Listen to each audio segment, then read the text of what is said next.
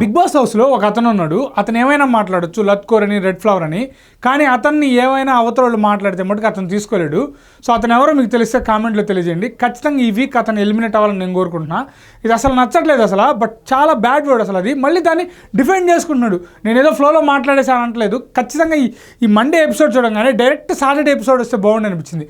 ఎందుకంటే ఖచ్చితంగా నాగార్జున సార్ రావాలి. ఈసారి పక్కా అతనికి ఇచ్చి పడేయాలి. లాస్ట్ టైం కూడా తను సపోర్ట్ చేస్తా వాళ్ళ మిస్సెస్తో మాట్లాడి చాలా సపోర్ట్ చేశాడు. గేమ్ బయటికి తీసుకురమ్మని చెప్పాడు. బట్ అతనైతే వినేలాగలేడు. సో ఈ మాట్లాడుకుందాం, ఈ ఎపిసోడ్లో ఏం జరిగిందో, నామినేషన్లు ఎవరెవరు ఏం చేశారని మాట్లాడుకుందాం. సో ఈ మాట్లాడుకునే ముందు ఎమాన్యుల్ క్లారిటీకి, ఎమాన్యుల్ కామెడీ టైమింగ్కి ఫ్యాన్స్ అయితే బీభత్సంగా పెరిగిపోతున్నారు. వేరే లెవెల్ ఆడుతున్నాడు. నేనైతే ఎమాన్యుల్ కామెడీ పీస్ ఎంటర్టైన్ చేస్తానుకుంటున్నా, కానీ ఎమాన్యుల్ మాస్టర్ పీస్, దాంట్లో ఎటువంటి డౌట్ లేదు. మీకు ఏమైనా డౌట్స్ ఉన్నా కింద కామెంట్లో తెలియజేయండి. Welcome to wall poster. నేను మీ విష్ణుచరణ్. బిగ్ బాస్ హౌస్లో ఏం జరిగిందో మాట్లాడుకుందాం. నామినేషన్ ఎపిసోడ్లో నామినేషన్ ఎపిసోడ్ స్టార్టింగ్లోనే ఫ్లోరా అయితే జైల్లోకి వెళ్ళింది. జైల్లోకి వెళ్ళంగానే నేను జైల్లోకి వెళ్ళాను ఎస్ అంటుంది. అమ్మ నువ్వు ఆ హౌస్లో ఉంటేనే నువ్వు గేమ్ ఆడవు, ఇంకా జైల్లోకి వెళ్ళి గమ్ముకు కూర్చుంటావా ఏంది అనుకున్నా. బట్ ఆమె నెట్ట తొందరగా బయటకు తీసుకొచ్చారు. జస్ట్ అట్లయినా కనిపిస్తూ ఉంటుంది. జైల్లో ఇంకా ఆమె మనకు కనిపిస్తే ఆమె కంటెంట్ ఇది. ఆమె మీద నాకు అదే కంప్లైంట్. ఇక రీతు అయితే ఏడుపు మొదలుపెట్టేసింది. అందరు నన్ను ఫేవరెటిజం అంటున్నారు, నేను ఫేవరెటిజం అంటున్నారు. ఓకే అందరు అంటున్నారు, పడతాను తీసుకోవచ్చు కదా. ఏడుపు మొదలుపెట్టేసింది. మేబీ లేడీస్ కదా ఏడుస్తూ ఉంటారులే. ఇక్కడ మెయిన్ పాయింట్ ఏంటంటే తనూజ వచ్చి తనకి చెప్పింది. వాళ్ళిద్దరికి గొడవ జరిగింది కదా, అయినా కూడా తనూజ వచ్చి తనతో మాట్లాడి తనను కన్విన్స్ చేసిన తిరిగైతే తనూజకైతే ఖచ్చితంగా తనూజ అయితే ఈ విషయంలో ఒక మెట్టిక్ పైకి ఎక్కేసింది. అలాగే తనూజ వెళ్ళి మాట్లాడక ముందు అయితే కళ్యాణ్ అయితే బాగా ఓదార్చాడు. సో తనైతే బట్ రీతు ఎక్కడ కంట్రోల్ కాలేదు, బట్ ఏడుస్తూ ఉంది. బట్ తర్వాత మళ్ళీ ఇదంతా అయిపోయాక మళ్ళీ డెమాన్ నువ్వు నాకు సారీ చెప్పు అంటుంది. బట్ మళ్ళీ ఆ డెమాన్ సారీ చెప్పడం అది మటుకు తగ్గట్లా. మళ్ళీ ఏదైతే రీతు కాడ చాలా షర్ట్స్ ఉన్నాయి, మస్తు షర్ట్స్ ఉన్నాయిరా నీలో అనేది అయితే రీతుకు బాగా సెట్ అవుతుంది అనిపిస్తుంది. ఎమోషనల్ ఏడుస్తుంది, అలాగే పులిహార కలుపుతుంది, అలాగే నామినేషన్లో ఫైర్ అవుతుంది, ఏది పడుతుంది మాట్లాడుద్ది, ఫైర్ అవుతుంది. అన్ని ఎమోషన్స్ ఉన్నాయి. తను మంచి ఉంది, చెడ్డు ఉంది, అలాగే ఫేవరెటిజం కూడా ఉందిలే. ఇది మనం పర్టికులర్గా చెప్పుకోవాల్సిన అవసరం లేదు. ఇక నామినేషన్ టాస్క్ విషయానికి వచ్చేస్తే టెనెంట్స్కి 4 ఓనర్స్ని ఒక టెనెంట్ని నామినేట్ చేయమని ఇచ్చారు. బట్ ఓపెన్ కెమెరాలు ఇచ్చారు. ఏంటంటే అది కూడా ఓనర్స్ చూసే విధంగా ఇచ్చారు. ఇక్కడ వీళ్ళ రీజన్స్ అన్నీ ఓకే పర్లేదు, గేమ్ పరంగానే ఉన్నాయి. అలాగే ఇక్కడ ప్రియా, డెమాన్ పవన్, అలాగే హరీష్ గారు వీళ్ళ మధ్యలో జరిగిన విషయంలో డెమాన్ పవన్ అలాగే హరీష్ గారు మాట్లాడుకుంటే హరీష్ గారు అయితే అదుపు తప్పి లత్తుకున్నారు. వీళ్ళు డిస్కషన్ అన్నీ వీళ్ళ మధ్యలోనే. వీళ్ళు అవతలను చేసినప్పుడేమో చాలా కాన్ఫిడెంట్గా చేశారు. వీళ్ళు చేసుకునేటప్పుడు ఓకే మన డెసిషన్స్ ఇవి, సో వీళ్ళలో మనం కరెక్ట్గా లేము, వీళ్ళలో నా ఎక్కువ తప్పులు ఉన్నాయని చెప్పి ఒకరే వాళ్ళకై ఒకరై ఉంటే ఇంత గొడవ వచ్చే కదా. ఇక్కడ హరీష్ గారు అదుపు తప్పి లత్కోర్ అనేసారు.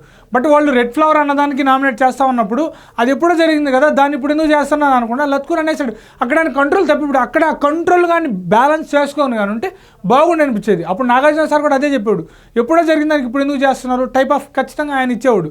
బట్ ఇక్కడ ఈయన కంట్రోల్ తప్పివాడు, మళ్ళీ దాన్ని జస్టిఫికేషన్ చేసుకుంటాడు.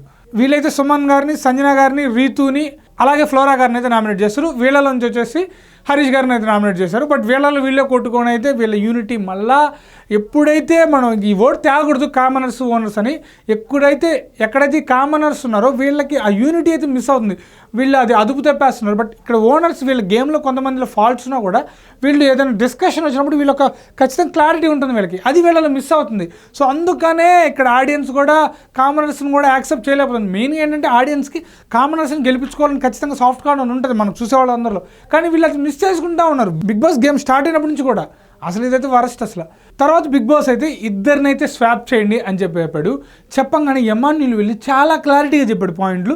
సో ఎమాన్యుల్ చెప్పే విధానం కానీ కామెడీ కానీ మాస్టర్ పీస్ అసలు బాగా చెప్పాడు. సో గేమ్ చాలా బాగా ఆడుతున్నాడు, కామెడీ ఖచ్చితంగా టాప్ 5 ఎమాన్యుల్, దాంట్లో డౌటే లేదు. అలాగే ప్రియాని, కళ్యాణ్ అయితే వాళ్ళు నామినేట్ చేశారు. సో కళ్యాణ్ ఒకే జోన్లో ఉంటున్నావు అంటే నేను ఏ జోన్లో ఉంటున్నాను, నేను అందరితో మాట్లాడుతున్నాడు.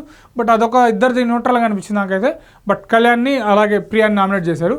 తర్వాత ఇక్కడ రీతు కూడా నేను ఫేవరెటిజం చూపించలేదు, బట్ నా అందరికి ఇదే అనిపిస్తుంది కదా, సో నాకు అది కనిపించలేదు కాబట్టి నేను చేసిన తప్పకి నన్ను సెల్ఫ్ నామినేట్ చేసుకుంటాను అని చెప్పేసి ఇది కొంచెం బెటర్ అనిపించింది రీతు.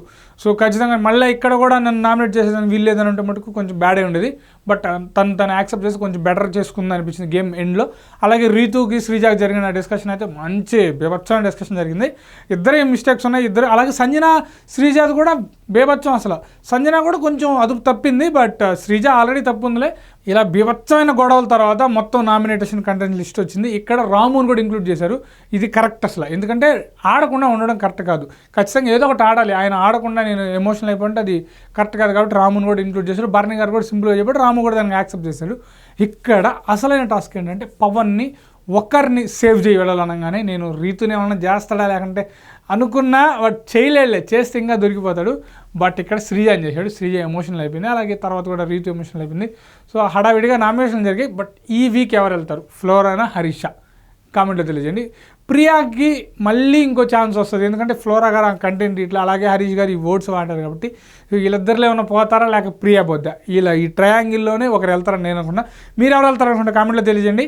ఖచ్చితంగా నేను సాటర్డే ఎపిసోడ్ కోసం వెయిట్ చేస్తా ఉన్నా, ఎందుకంటే నాగార్జున సార్ వచ్చి హరీష్ గారిని కంట్రోల్ చేయాలి, లేకుంటే ఆయన వినడం మాట ఆయన తీసుకోలేకున్నాడు. అబ్బా అదే ఇంకేం లేదు, ఆయనకి ఖచ్చితంగా అగ్ని పరీక్ష ద్వారా ఉన్న ఫ్యాన్స్ కూడా ఆయన పొంగొట్టుకునేలాగున్నాడు. సో ఇది గైస్ నామినేషన్ ఎపిసోడ్ ఎలా జరిగింది. నా రివ్యూ మీకు ఎక్కడ నచ్చినా కూడా లైక్, షేర్ అండ్ సబ్స్క్రైబ్. ఉంటాను, బాయ్, థ్యాంక్స్.